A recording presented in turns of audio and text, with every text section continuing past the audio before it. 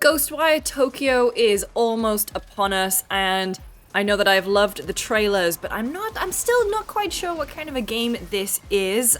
So I am joined by Jean-Luc, who has been playing Ghostwire Tokyo, and he's going to tell me all about it. Jean-Luc, thank you for joining me. Thank you for having me. Yeah, I got to check out the first 2 chapters of a preview build of the game. We're able to kind of show and talk about the second chapter, which is huge. I actually haven't even finished the second chapter after a good 5-6 hours in.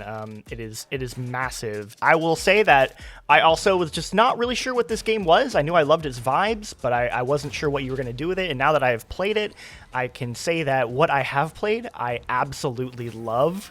And if they can keep up the momentum, this might end up being one of my favorite games this year. Wow. Okay, so big praise. And yeah, so Ghostwire Tokyo, I guess the elevator pitch is it's a new one from horror master Shinji Mikami.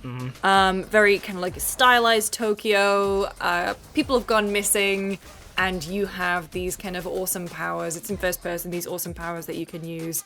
But I've watched the trailers, and I still don't really get a grasp of what you actually do in this game beyond using these kind of elemental powers. So let's dive into it. What is the setup? What do you do in it? Okay, so it's basically an open world game. If you're familiar with Evil Within 2 and the way that game kind of handled open world, where it was these small kind of pockets of open world where it's okay, I get to kind of explore for a bit, and then it would maybe kind of go back into something more linear, and then it would kind of open back up again.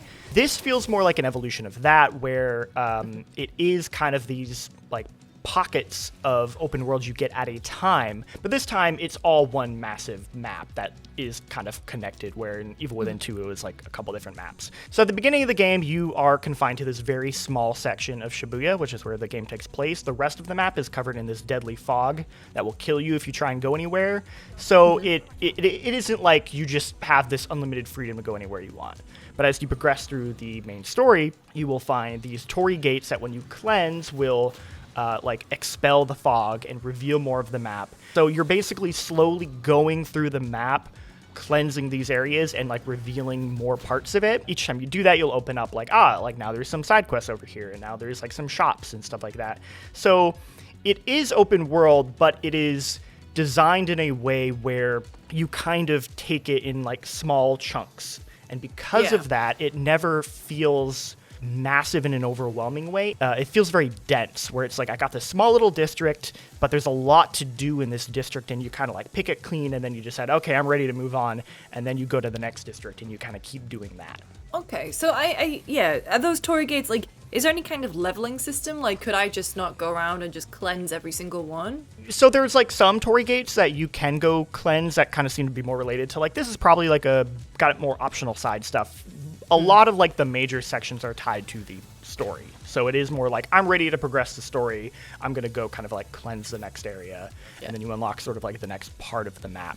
But there are points where it kind of opens up and says hey, if you want, you can go over here and you can cleanse this area, and it'll probably unlock a side quest, collectibles you can find and stuff like that. Awesome. So these side quests, are they meaty? Or is it just hey, go here, go collect this? The side quests are great. Again, if you familiar with Evil Within 2, how that game worked with side quests, where they were essentially these really cool little vignettes where you would just you would find a house, and you'd be I'm gonna go in this house, and you would kind of get this really cool little moment revolving around a certain enemy type or a certain little story, and they all felt very unique.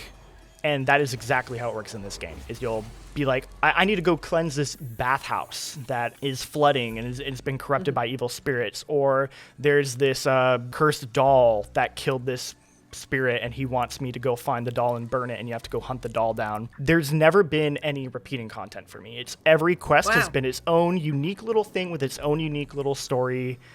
In taking place in its own unique environment. And that's been the coolest part about it, because it feels really, you want to go do all that stuff because you know that everything you do is gonna be its own unique little moment. So you mentioned the Evil Within 2 a couple times, and kind of influences from that game. Shinji Mikami's probably best known for Resident Evil 4. Is there any influence from that game or any of his others? So as far as what type of game this is, I wouldn't call it a straight up survival horror.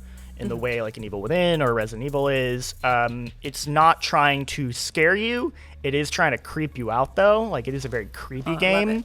The atmosphere of the city is just gorgeously haunting. Like, the whole, setup is everyone kind of disappeared. So it's just like, imagine the city of Shibuya, but like, there's just piles of clothes everywhere where people were, but everything is still running. So you still have, like music playing in the shops and all the street signs are up, but just like nobody's there. And it's really well realized. As someone who's been to Shibuya, I mean, we both went on a trip once. It is amazing how well realized it is. It looks exactly like Shibuya, and just walking around.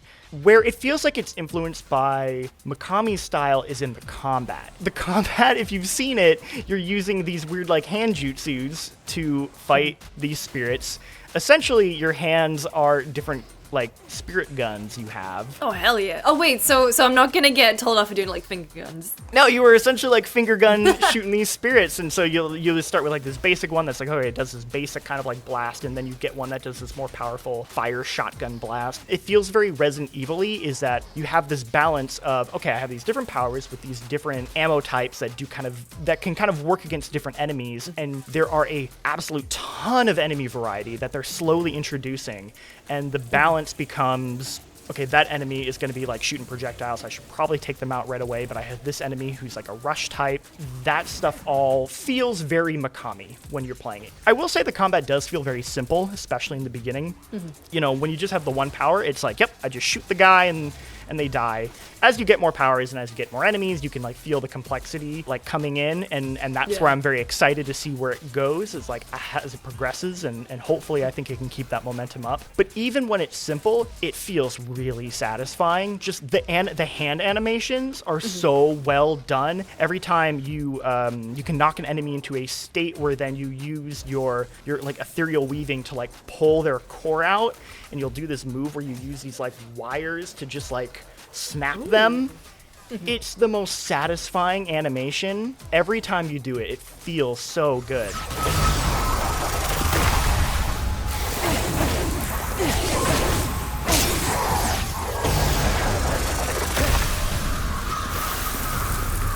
Even though the combat is simple, I think just they've nailed the presentation of it so much that you just like, you feel so good every time you do it. Awesome. So you've been playing for a good few hours now. What are sort of the small, and we talked about the big things, I suppose, but what are the small things that have been sticking out to you?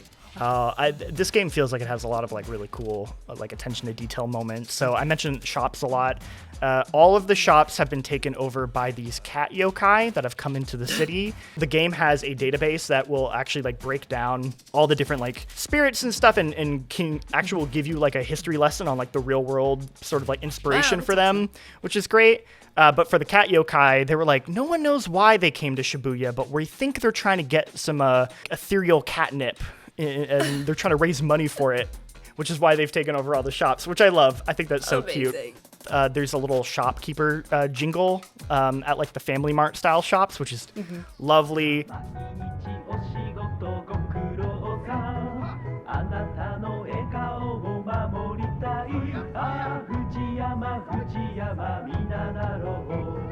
One of the cats made a Resident Evil 4 reference, which was great. There are dogs you can find that you can not only pet, but if you have dog food, you can give them dog food, and then they'll go find like money for you. There's like little tanuki that you have to go find that like disguise themselves, and you'll find like a trash can with like a tail, and you're like, that's a tanuki hidden there.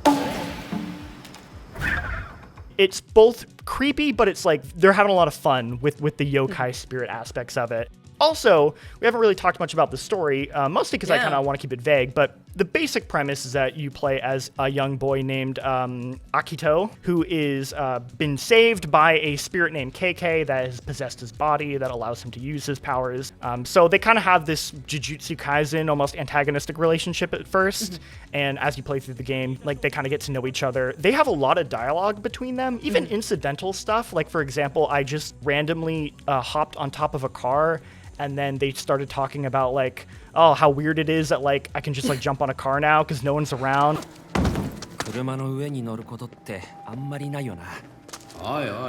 持ち主がいたら怒られるぞ。 They clearly put a lot of effort into just like adding this little dialogue that kind of builds their characterization. And there's a lot of other like little tiny touches. You can buy clothing and change your outfit if you want. You have a music player that you can just like collect different like J-pop and stuff, and then you can just listen to it if you're like, this game's too creepy for me. I want to put some J-pop on.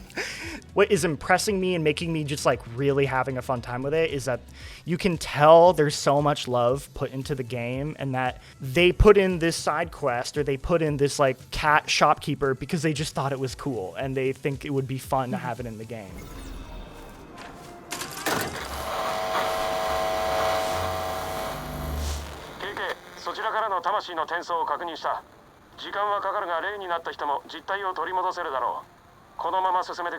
I'm really enjoying my time with it, but for me, I think the big question is going to be whether it can like maintain that momentum for its entire length. I'll be very curious at that. But if it can keep that up, I think this game will be really cool. Well, I'm very excited to play it. Won't have long to wait. We're going to have a bunch more on Ghostwire Tokyo, so make sure you keep your eyes peeled to GameSpot, sub, and like the video if you are so inclined. I'll catch you next time.